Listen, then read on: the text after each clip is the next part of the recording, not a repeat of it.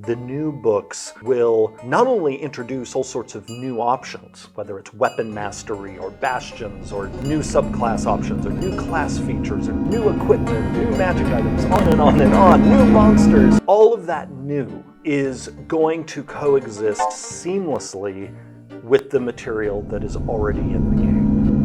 So that's one clip, but I'm sure our fleeting attention spans can just imagine a whole smash cut of all the times we've been told that the Dungeons & Dragons 5e 2024 is both brand new and perfectly compatible with the last 10 years of D&D books. So I ask you, what if this new edition, whatever we're calling it, had actually broken the D&D formula and given us new ways to play?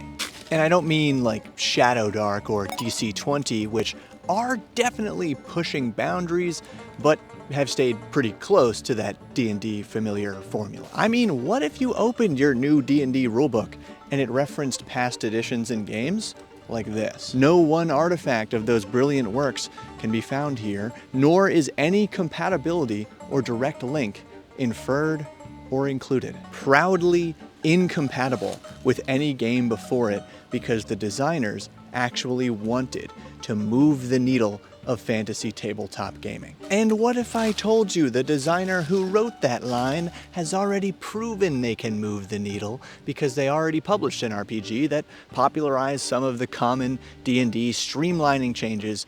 My head's out of the frame. Because they already published an RPG that popularized some of the common D&D streamlining changes that we see today in Shadowdark and DC-20. That publisher is Runehammer, and that line was from their latest fantasy RPG, Crown and Skull. A game that is, once again, probably 5 to 10 years ahead of its time, built on mechanics that will challenge your assumptions, possibly raise your hackles, and dare I say, even rustle your jimmies. But in that way, Crown and Skull gives us a glimpse of what the future of D&D and other indie fantasy RPGs might look like. And I'm saving my favorite thing about it till the end of the video. For example, the first thing that grinds my little gears about Crown and Skull is this presentation. It's gorgeous, and by the way, this is the special edition given to me by the publisher because we're pals, though they did not sponsor this video. This just doesn't feel like a TTRPG rulebook to me. Where are my 2 columns? And what do you mean all the artwork is collected in kind of the middle of the book, like one series of plates in a beautiful old storybook? And what in the heck are these 2-page spreads of immersive world-building fiction squeezed between each chapter? For context, Crown and Skull's lead designer is a writer, artist, and graphic designer with decades of experience, so this presentation is not for lack of ability. I think it's an offer to readers who just want to sit down and read a cool RPG book without even the distraction of intermittent colorful pictures. So I don't think D&D would ever adopt this style of presentation, but I can certainly see it for indie game designers who either don't have the ability to produce a modern RPG layout or also want to appeal to a more focused audience of readers. It's way too sunny here now. Now here's a quick one. The core roll of Crown and Skull is 1d20 roll low. You may be familiar with this concept because it's credited from Cairn and Into the Odd, but you may also be like me, and my brain really prefers big number good.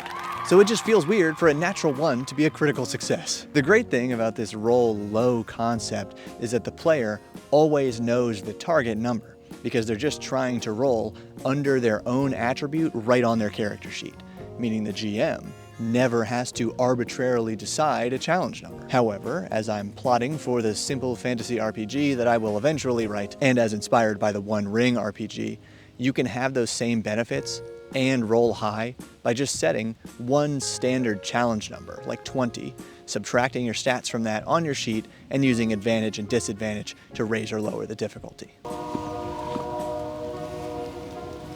All that to say, I think that a core roll where the players always know what number they need and the GM doesn't have to come up with it all the time could really catch on. But character creation is probably the main part of Crown and Skull that I can see in the future of Dungeons & Dragons and similar games. Particularly building your own completely customized character by picking and choosing a number of features.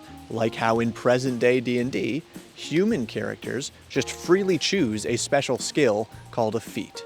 And some D&D class features like fighting style and ability score improvements have now been turned into feats in this latest version, and all the backgrounds now just give you a feat. Why not a future of D&D where every character feature is designed as a feat and you build your truly customized character by picking and choosing the feats you want?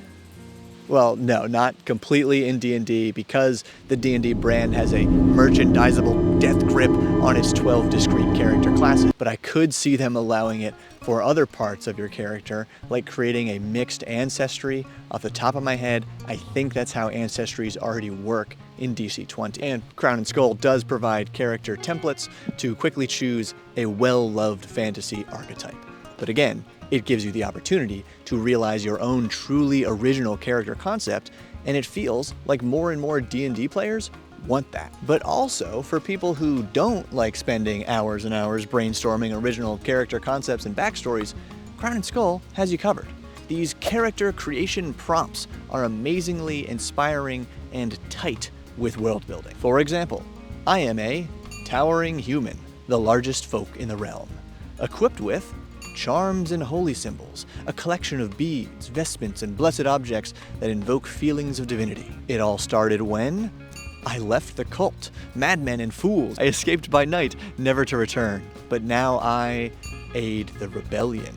Those who topple bloated fools in power are my allies. Our lives are the weapon they cannot deflect. Within these mere 4 pages are nearly infinite character concepts, each one worth an adventure. D&D and any fantasy game would benefit from tables like these. And how about the titular Crown and Skull?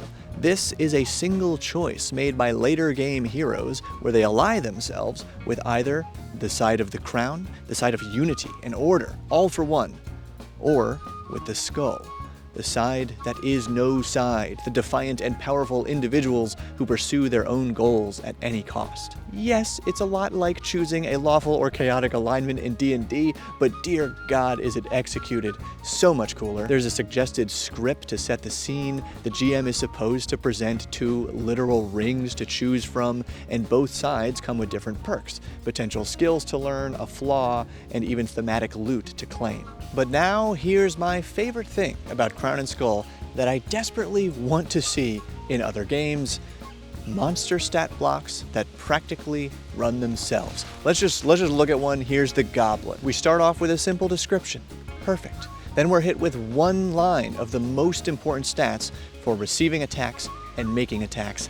Excellent. And it's these last 2 stats, phase and tactics, that really aid the game master. Phase automatically tells us the monster's turn order in a round of combat 1 to 5. And some monsters act in multiple phases, but our goblin just goes in phase 2. Tactics tells us how many things it can do per turn, up to 3, but for the goblin, just 1 tactic per turn.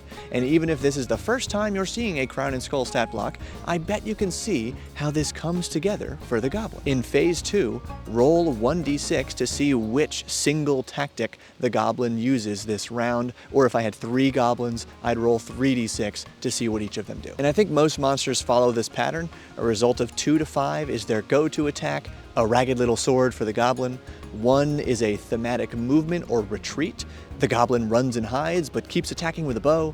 And 6 is a heavy attack. The goblin reveals a clumsy creation of wood and wire, flipping a lever, darts or spinning blades fly out. To show how easily you can create a more powerful monster with this design, here's the Vampire, with phase 1-4, tactics 2, meaning it has 2 turns per round in phases 1 and 4, and on each of those turns, it has 2 actions, aka tactics. Perhaps most importantly, this monster design means a new game master won't be overwhelmed with 1,000 tiny decisions during the most hectic part of running a TTRPG, combat. Because now, they don't have to worry about optimal monster strategy or the adversarial feeling of choosing how to attack your friend's characters. The stat block and the dice do it for you. There's definitely more to unpack here, but I love it because I've really been letting the dice make more and more of the decisions in my game, and my players are into it. So this will probably be the first part of Crown and Skull that I homebrew into my current campaign, eventually into my own RPG, and hopefully see it in more games to come. But let me know in the comments what you think of this madness potentially ending up in D&D. Check out this cool video on your screen, and thanks to the Bob World Builder patrons for making all of this possible. Keep building.